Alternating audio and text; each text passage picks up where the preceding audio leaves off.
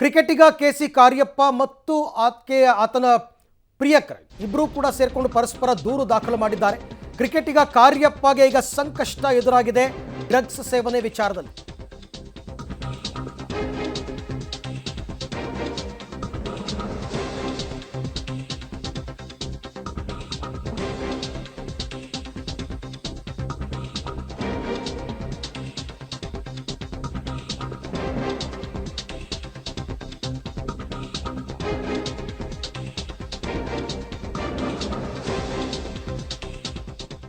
ಕ್ರಿಕೆಟಿಗ ಕೆಸಿ ಕಾರ್ಯಪ್ಪ ವಿರುದ್ಧ ಸಂತ್ರಸ್ತೆ ಬೆಂಗಳೂರಿನ ಆರ್ಟಿ ನಗರ ಪೊಲೀಸ್ ಸ್ಟೇಷನ್ನಲ್ಲಿ ಒಂದು ದೂರು ದಾಖಲು ಮಾಡ್ತಾರೆ.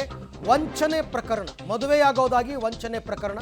ಕ್ರಿಕೆಟಿಗ ಕಾರ್ಯಪ್ಪಗೆ ನೋಟಿಸ್ ನೀಡೋದಕ್ಕೆ ಮುಂದಾಗಿದ್ದಾರೆ ಆರ್ಟಿ ನಗರ ಪೊಲೀಸರು. ಕಾರ್ಯಪ್ಪ ವಿರುದ್ಧ ಆರ್ಟಿ ನಗರ ಠಾಣೆಗೆ ದೂರನ್ನು ಕೊಟ್ಟಿದ್ರು ಸಂತ್ರಸ್ತೆ ಅವರು.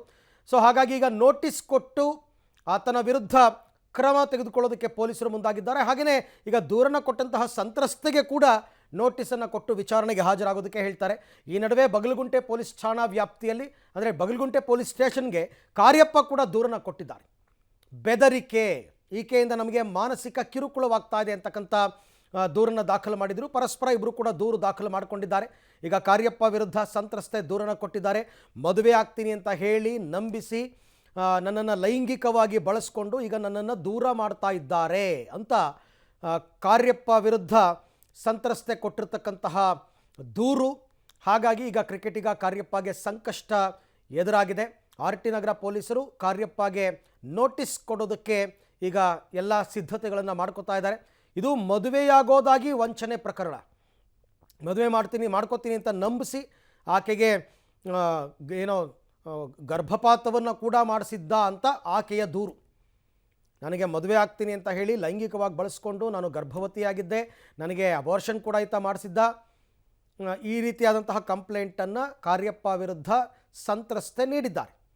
ಹಾಗಾಗಿ ಘಟನೆ ಬಗ್ಗೆ ವಿವರಣೆಯನ್ನು ನೀಡುವಂತೆ ಕಾರ್ಯಪ್ಪ ಪ್ರೇಯಸ್ಸಿಗೆ ನೋಟಿಸನ್ನು ಕೊಡೋದಕ್ಕೆ ತಯಾರಿ ಆಗ್ತಾ ಇದೆ. ಕಾರ್ಯಪ್ಪಗೂ ಕೂಡ ನೋಟಿಸ್ ಆಗುತ್ತೆ. ಇದಾದ ನಂತರ ಪಬ್ಲಿಕ್ ಟಿವಿ ಜೊತೆ ಕಾರ್ಯಪ್ಪ ಎಲ್ಲ ಮಾತನಾಡಿದ್ದು, ನನ್ನ ಕ್ರಿಕೆಟ್ ಕೆರಿಯರ್ ಹಾಳಾಗಿದ್ದೆ ಈಕೆಯಿಂದ ಅಂತೆಲ್ಲ ಆತನು ಕೂಡ ಒಂದಷ್ಟು ದೂರುಗಳನ್ನು ಆಕೆಯ ಮೇಲೆ ಮಾಡಿದ್ದಾನೆ. ಸೊ ಈಗ ನೋಡೋಣ ಯಾವತ್ತಿನ ಡೇಟ್ಗೆ ಕೊಡ್ತಾರೆ, ಯಾವತ್ತು ವಿಚಾರಣೆಗೆ ಹಾಜರಾಗಬೇಕಾಗುತ್ತೆ, ಮತ್ತು ಪ್ರೇಯಸಿ ಅಂದರೆ ಸಂತ್ರಸ್ತೆ ಯಾವತ್ತು ಹಾಜರಾಗಬೇಕಾಗುತ್ತೆ, ಇವೆಲ್ಲವೂ ಕೂಡ ನೋಡಬೇಕು. ಈ ಬಗ್ಗೆ ಮತ್ತಷ್ಟು ಮಾಹಿತಿ ನನ್ನ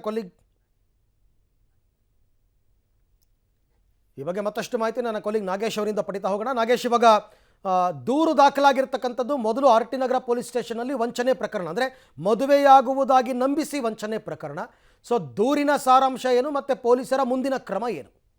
ಅರವಿಂದ್, ಕೆಸಿ ಕಾರ್ಯಪ್ಪ ವಿರುದ್ಧ ಪ್ರೇಯಸಿ ಆರ್ಟಿ ನಗರ ಪೊಲೀಸ್ ಠಾಣೆಯಲ್ಲಿ ಒಂದು ದೂರನ್ನು ಕೊಟ್ಟಿದ್ರು. ಆ ದೂರಿನ ಆಧಾರದ ಮೇಲೆ ಈಗ ಸದ್ಯಕ್ಕೆ ಆರ್ಟಿ ನಗರ ಪೊಲೀಸರು ಒಂದು ನೋಟಿಸನ್ನು ಪ್ರೇಯಸಿಗೆ ಕೊಟ್ಟಿರುವಂಥದ್ದು. ಯಾಕಂದರೆ ಪ್ರೇಯಸಿ ದೂರನ್ನು ಕೊಟ್ಟಿರುವಂಥ ಸಂದರ್ಭದಲ್ಲಿ FIR ಅಲ್ಲಿ ನಮೂದು ಮಾಡಿರುವಂಥ ವಿಚಾರಣೆ ಅಂದರೆ ಕೆಸಿ ಕಾರ್ಯಪ್ಪನವರು ನನಗೆ ಮದುವೆ ಆಗುವುದಾಗಿ ನಂಬಿಸಿ ನನ್ನ ಮೇಲೆ ನನಗೆ ದೈಹಿಕವಾಗಿ ಬಳಸ್ಕೊಂಡು ಈಗ ವಂಚನೆ ಮಾಡಿದ್ದಾನೆ ಅನ್ನುವಂಥ ಆರೋಪವನ್ನು ಮಾಡಿ FIR ಕೊಟ್ಟಿರುವಂಥದ್ದು. ಆ ಕಂಟೆಂಟ್ ಆಧಾರದ ಮೇಲೆ ಆರ್ಟಿ ನಗರ ಪೊಲೀಸರು ಕೂಡ ಒಂದು FIR ಮಾಡಿಕೊಂಡು ತನಿಖೆ ಮಾಡಲಿಕ್ಕೆ ಮುಂದಾಗಿರುವಂಥದ್ದು. ಈಗಾಗಲೇ ಯುವತಿ ಕೊಟ್ಟಂಥ ದೂರಿನ ಆಧಾರದ ಮೇಲೆ FIR ಮಾಡಿಕೊಂಡಿರುವಂಥ ಆರ್ಟಿ ನಗರ ಪೊಲೀಸರು ಯುವತಿಗೆ ಒಂದು ನೋಟಿಸನ್ನು ಕೊಟ್ಟಿರುವಂಥದ್ದು. ಯಾಕಂದರೆ ಆರೋಪ ಮಾಡಿರುವ ಸಂಬಂಧಪಟ್ಟಂತೆ ಆರೋಪಕ್ಕೆ ಏನೆಲ್ಲ ದಾಖಲಾತಿಗಳಿದೆ ಅವೆಲ್ಲವನ್ನು ಕೂಡ ಸಬ್ಮಿಟ್ ಮಾಡಬೇಕು ಅನ್ನುವಂಥ ಆಧಾರದ ಮೇಲೆ ಆ ಯುವತಿಗೆ ಈಗ ನೋಟಿಸನ್ನು ಕೊಟ್ಟಿರುವಂಥದ್ದು. ಯುವತಿ ಆ ದೂರಿನ ಅನ್ವಯ ಏನೆಲ್ಲ ಸಾಕ್ಷ್ಯಾಧಾರಗಳನ್ನು ಒದಗಿಸ್ತಾರೋ ಆ ಆಧಾರದ ಮೇಲೆ ಕೆಸಿ ಕಾರ್ಯಪ್ಪನವರಿಗೂ ಕೂಡ ಆರ್ಟಿ ನಗರ ಪೊಲೀಸರು ಒಂದು ನೋಟಿಸನ್ನು ಮಾಡಿ ಅವರನ್ನು ಕರೆಸಿ ವಿಚಾರಣೆ ಮಾಡಲಿಕ್ಕೆ ಈಗಾಗಲೇ ಎಲ್ಲ ರೀತಿಯ ತಯಾರಿಗಳನ್ನು ಮಾಡಿಕೊಂಡಿದ್ದಾರೆ ಅನ್ನುವಂಥ ವಿಚಾರ ಸದ್ಯಕ್ಕೆ ಇರುವಂಥದ್ದು. Arvind. Okay Nagesh, thank you. ತಮ್ಮ ಎಲ್ಲ ಮಾಹಿತಿಗಾಗಿ ಧನ್ಯವಾದ. ಆಕೆಯೇನೋ ಈಗಾಗಲೇ ಸಾಕಷ್ಟು ಆರೋಪಗಳನ್ನು ಕೆಸಿ ಕಾರ್ಯಪ್ಪ ವಿರುದ್ಧ ಮಾಡಿದ್ದಾರೆ. ಆದರೆ ಕೆಸಿ ಕಾರ್ಯಪ್ಪ ಮೊದಲೇ ಅಂದರೆ ಈಕೆಗಿಂತ ಮೊದಲೇ ಬಗಲಗುಂಟೆ ಪೊಲೀಸ್ ಸ್ಟೇಷನ್ನಲ್ಲಿ ಒಂದು ದೂರು ದಾಖಲು ಮಾಡ್ತಾರೆ. ಸೊ ಈ ಎಲ್ಲ ವಿಚಾರಕ್ಕೆ ಸಂಬಂಧಪಟ್ಟಂತೆ ಕೆಸಿ ಕಾರ್ಯಪ್ಪ ಪಬ್ಲಿಕ್ ಟಿವಿ ಜೊತೆ ಮಾತನಾಡಿ ಆಕೆಯ ವಿರುದ್ಧ ಇವರು ಕೂಡ ಒಂದಷ್ಟು ದೂರುಗಳನ್ನು ಹೊರಿಸಿದ್ದಾರೆ. ಏನು ಮಾತನಾಡಿದ್ದಾರೆ ಅಂತ ನೋಡೋಣ.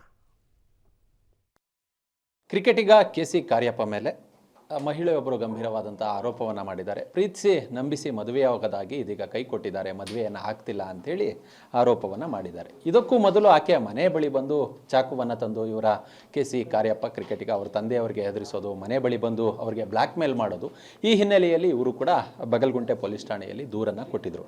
ಈ ಬಗ್ಗೆ ಮಾತಾಡಲಿಕ್ಕೆ ಕ್ರಿಕೆಟಿಗ KC ಕಾರ್ಯಪ್ಪ ಅವರು ನಮ್ಮ ಜೊತೆ ಇದ್ದಾರೆ, ಅವ್ರನ್ನ ಮಾತಾಡ್ಸೋಣ. ಸರ್, ಈ ಒಂದು ಇನ್ಸಿಡೆಂಟಿಂದ ತಮ್ಮ ಕ್ರಿಕೆಟ್ ಆಟದ ಮೇಲಿನ ಗಮನ ಅದು ಬೇರೆ ಕಡೆ ಅಥವಾ ಚಂಚಲ ಆಗ್ತಿಲ್ವಾ, ಮತ್ತು ತಮ್ಮ ಕ್ರಿಕೆಟ್ ಕೆರಿಯರ್ ಏನಿದೆ ಇದ್ರ ಬಗ್ಗೆ ಒಂದು ರೀತಿ ಅದೆಲ್ಲೋ ಒಂದು ರೀತಿ ಡೌನ್ ಫಾಲಿಂಗ್ ಆಗ್ತಿದೆ ಅಂತ ಅನಿಸ್ತಿಲ್ವಾ? ಹೌದು ಸರ್, ನಾನು ಅದನ್ನೇ ಹೇಳ್ತಾ ಇರೋದು. ನಾನು 1.5 ವರ್ಷದಿಂದ ನಾನು ಕ್ರಿಕೆಟ್ನೇ ನಂಬ್ಕೊಂಡು ಎಲ್ಲ ತಡ್ಕೊಂಡು ಸುಮ್ಮನೆ ಇದೆ. ಎಲ್ಲ ನಂದು ಇವಾಗ ಕ್ರಿಕೆಟಿಂಗ್ ಕರಿಯರ್ನೇ ಹಾಳಾಗೋಯ್ತು. ಇದಕ್ಕಿಂತ ಮುಂಚೆ ಇವಾಗ ಈ ಇನ್ಸಿಡೆಂಟ್ ಆಗೋಕ್ಕಿಂತ ಮುಂಚೆನೂ ನಂದು IPL ಆಕ್ಷನ್ ಇತ್ತು, ಅದರಲ್ಲೂ ಅನ್ಸೊಳ್ಳೆ ಎಲ್ಲ ಕಾರಣ ಇದೇನೆ. ಬಿಕಾಸ್ ನಾನು ಎಲ್ಲೂ ಹೋಗೇ ಬಿಡ್ತಾ ಇರಲಿಲ್ಲ ಸರ್. ನಾನು ಎಲ್ಲೂ ಹೋದ್ರೂ ಬರ್ತೀನಿ ಬಂದಿಲ್ಲ ಅಂದರೆ ನಾನು ಸತ್ತೋಗ್ತೀನಿ. ಎಲ್ಲಿಂದ ಎಲ್ಲಿಗೆ ಕರ್ಕೊಂಡು ಹೋಗಲಿ, ನಾನು ಎಲ್ಲ ಕರೆ ಕರ್ಕೊಂಡೋಗಿ ಪರ್ಮಿಷನ್ ಇಲ್ಲ ನಮಗೆ. ಸೊ ಆದ್ರೂ ಹಠ ಮಾಡ್ಕೊಂಡು ಬರೋರು, ಆದ್ರೂ ನನ್ನ ಕ್ರಿಕೆಟ್ ಉಳಿಲಿ, ನಂದು IPL ಉಳಿಲಿ ಅಂದ್ಬಿಟ್ಟು ನಾನು ಆದ್ರೂ ಅವ್ರ ಜೊತೆ ಅನುಸರಿಸ್ಕೊಂಡು ಹೆಂಗೋ ತಡ್ಕೊಂಡಿದ್ದೆ. ಎಲ್ಲ ಬ್ಯಾಡ್ ಹ್ಯಾಬಿಟ್ಸ್ ಇದ್ರೂ ನಾನು ಪ್ಲೀಸ್ ಅದನ್ನು ಒಂದನ್ನು ಬಿಡಿ ಅಂತಲೇ ನಾನು ರಿಕ್ವೆಸ್ಟ್ ಮಾಡ್ತಾ ಇದ್ದೀನಿ. ಚೆನ್ನಾಗಿ ನಮ್ಮ ಅಪ್ಪ ಅಮ್ಮ ಕೂಡ ಹೇಳಿದ್ದಾರೆ. FIR ಹಾಕೋಕ್ಕೆ ಕಾರಣ ಅದೇ. ಬಿಕಾಸ್ ನಾನು ಯಾವಾಗಲೂ ಹೇಳ್ತಿದ್ದೆ, ಎನಿಥಿಂಗ್ ಏನಾದರೂ ಇದ್ರೆ ನನ್ನ ಮೇಲೆ ನೀನು ಮಾಡು, ಎಷ್ಟೇ ಮಾಡಿದ್ರು ಲೀಗಲಿ ಹೋಗೋಣ, ನಿನ್ಗೇನಾದರೂ ತೊಂದರೆ ಇದ್ದರೆ ಲೀಗಲಿ ಮಾಡು, ನನಗೇನೂ ಪ್ರಾಬ್ಲಮ್ ಇಲ್ಲ. ಬಟ್ ನನಗೆ ಟಾರ್ಚರ್ ಮಾಡಬೇಡ, ನನ್ನ ಪೇರೆಂಟ್ಸ್ಗೆ ಟಾರ್ಚರ್ ಮಾಡಬೇಡ. ಸೊ ನಾನು ಇಲ್ಲದೆ ಇರಬೇಕಾದ್ರೆ ನಮ್ಮ ಅಪ್ಪ ಅಮ್ಮ ಇಬ್ಬರು ವಯಸ್ಸಾಗಿದೆ, ಇಬ್ಬರು ಮಲಗಿದ್ದಾರೆ. ಇವ್ರು ಬಂದುಬಿಟ್ಟು ಚಾಕು ಆರ್ಡ್ರ್ ಮಾಡಿದ್ದಾರೆ ಮನೆ ಮುಂದೆ ಬಂದು. ನೇಬರ್ಸ್ ಎಲ್ಲ ಇದ್ದಾರೆ, ನಮ್ಮ ಮನೇಲಿ ಕ್ಯಾಮ್ರಾ ಕೂಡ ಇದೆ, ಎಲ್ಲ ರೆಕಾರ್ಡ್ ಆಗಿದೆ. ನೇಬರ್ಸು ಹೇಳಿದ್ದಾರೆ, ನೀವು ಯಾರು, ನೀವು ಏನಕ್ಕೆ ಕೂತಿದ್ದೀರಾ ಅಂದಾಗ ಅವಾಗ ಇಮಿಡಿಯೇಟಾಗಿ ಚಾಕು ಎಲ್ಲ ಬಚ್ಚಿಟ್ಕೊಂಡು ಎಲ್ಲ ಮಾಡಿದ್ದಾರೆ. ಮತ್ತು ರಿಂಗ್ ಜೋರಾಗಿ ಬೆಲ್ಲೆಲ್ಲ ರಿಂಗ್ ಮಾಡ್ಕೊಂಡಿದ್ದಾರೆ. ಸೊ ಅದಾದಮೇಲೆ ನಮ್ಮಮ್ಮ ಇಮಿಡಿಯೇಟಾಗಿ ಬೈಕ್ಕೆ 112 ಕಾಲ್ ಮಾಡಿದ್ದಾರೆ, ಬನ್ನಿ ಈ ಥರ ಆಗ್ತಿದೆ ಅಂತ. ಅವ್ರು ಬಂದು ಇಮಿಡಿಯೇಟಾಗಿ ಚೆಕ್ ಮಾಡಿದಾಗ ಚಾಕುನೂ ಸಿಕ್ಕಿದೆ. ಇದನ್ನು ನಾನು FIR ಮಾಡಿದ್ದೀನಿ. ಫಸ್ಟ್ FIR ಮಾಡಿದೆ ನಾನು, ಇವಾಗ ಕೌಂಟರ್ ಆಗಿ ಅವ್ರು RT ನಗರಲ್ಲಿ ಮಾಡಿದ್ದಾರೆ.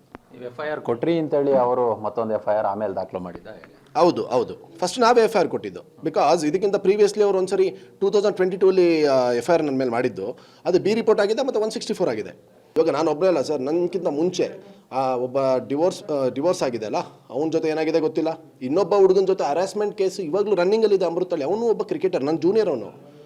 ಅವರೇನು ಇವಾಗ ಮಾತಾಡ್ಬೇಕಾದ್ರೆ ಒಂದು ಪಾಯಿಂಟ್, ಅವರೇನೋ ದಿಶಾ ಅವ್ರೇನು ಪಾಯಿಂಟ್ ಹೇಳ್ತಾರೆ, ಅವನೇನು ದೊಡ್ಡ ಕ್ರಿಕೆಟರ್ ಅಲ್ಲ, ಅವನೇನು ಎಲ್ಲರೂ ಕ್ರಿಕೆಟರು, ದೊಡ್ಡವನೋ ಚಿಕ್ಕವನೋ, ಕ್ಲಬ್ ಲೆವೆಲು ಕ್ರಿಕೆಟರೇ, ಗಲ್ಲಿ ಕ್ರಿಕೆಟರೇ. ಬಟ್ ಒಬ್ಬ ಕ್ರಿಕೆಟರ್ ಲೈಫ್, ಇವಾಗ ಅವನು ಕ್ರಿಕೆಟ್ ಆಡ್ತಿದ್ದವನು ನನ್ನ ಜೂನಿಯರೇ.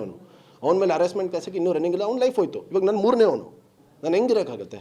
ಹೆಂಗೆ ಅವ್ರ ಜೊತೆ ನೀವೇ ಹೇಳಿ, ಯಾವ ಕಾರಣದಿಂದ ನಾನು ಹಂಗೆ ಇರೋಕ್ಕಾಗುತ್ತೆ? ನಾನು ಒಂದು ಕ್ರಿಕೆಟ್ನ ನಂಬ್ಕೊಂಡೆ, ನಾನು ಆಯಿತು ಅನುಸರಿಸ್ಕೊಂಡು, ಎಷ್ಟೇ ಟಾರ್ಚರ್ ಮಾಡಿದ್ರು ಅನ್ಸ್ಕೊಂಡಿಸ್ಕೊಂಡು ಇದ್ದೆ ಇಷ್ಟು ದಿವಸ. ಇವಾಗ ಏನಿದೆ ಲೀಗಲಾಗಿ ನಾನು ಆ್ಯಕ್ಷನ್ ತೊಗೊಂತೀನಿ ಸರ್. ಡ್ರಗ್ಸ್ ಸೇವನೆ ಮಾಡ್ತಿದ್ದು ಅದೆಲ್ಲ ವಿಡಿಯೋ ಎಲ್ಲಿದ್ದು ಸರ್? ತಮ್ಮ ಜೊತೆ ಬಂದಿದ್ದ ಅದೇ ಹೇಗೆ ಸರ್? ಅದೇ ಏನಾಗಿದೆ ಅಂದರೆ, ಅವರು ತುಂಬ ಗಾಂಜಾ ಅದು ಮಾಡ್ತಾರೆ. ನಾನು ಯಾವಾಗಲೂ ಹೇಳ್ತಾ ಇದ್ದೆ, ಇದು ನನಗೆ ತುಂಬ ಪ್ರಾಬ್ಲಮ್. ಅದರಿಂದನೇ ನಮ್ಮ ರಿಲೇಷನ್ಶಿಪ್ಪು ಬ್ರೇಕ್ ಆಗ್ತಿದ್ದು.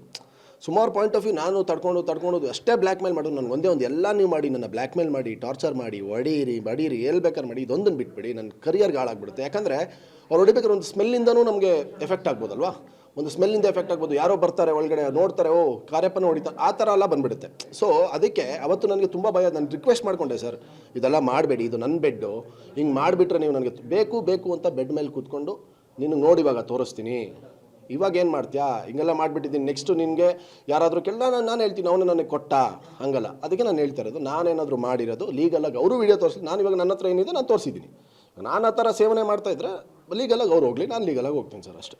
ಕಳೆದ ವರ್ಷ ಕಾರ್ಯಪ್ಪ ಅವರ IPLನಲ್ಲಿ ಪ್ರದರ್ಶನ ಏನಿದೆ ಅಮೋಘವಾಗಿತ್ತು. ಈ ಬಾರಿ IPLಗೆ ಸೆಲೆಕ್ಟ್ ಆಗದೆ ಇರೋದಕ್ಕೆ ಇದೇ ಕಾರಣನಾ, ಈಕೆನೇ ಕಾರಣನಾ? ಸರ್ ಅದೇ, ನಾನು 1 ವರ್ಷದಿಂದ ತುಂಬ ಡಿಪ್ರೆಸ್ ಆಗಿದ್ದೀನಿ. ಸ್ಟಾರ್ಟಿಂಗ್ ನಾವು ರಿಲೇಷನ್ಶಿಪ್ ಆದಾಗ ನಾವೆಲ್ಲ ಅನುಸರಿಸ್ಕೊಂಡು ಚೆನ್ನಾಗೇ ಇದ್ವಿ. ಬರ್ತಾ ತುಂಬ ಟಾರ್ಚರ್ ಅನ್ಭವಿಸ್ಕೊಂಡು ಬ್ಲ್ಯಾಕ್ ಮೇಲ್ ಮಾಡ್ಕೊಂಡು ನನಗೆ ತುಂಬ ಕಷ್ಟ ಆಯಿತು.